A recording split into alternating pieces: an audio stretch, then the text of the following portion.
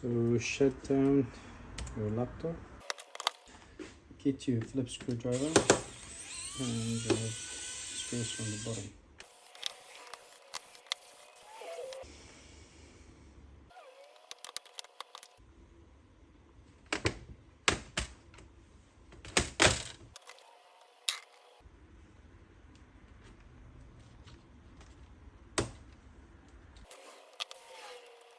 To replace the jack, you've got one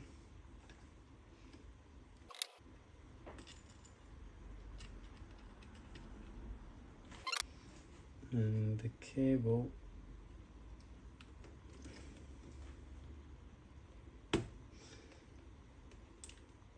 this is why you need to remove the battery first, because it will short circuit the motherboard. Alright,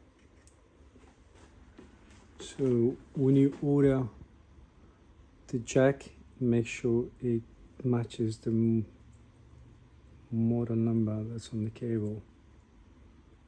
Yeah, it's pretty badly wrapped up, but yeah, it's one of those ones.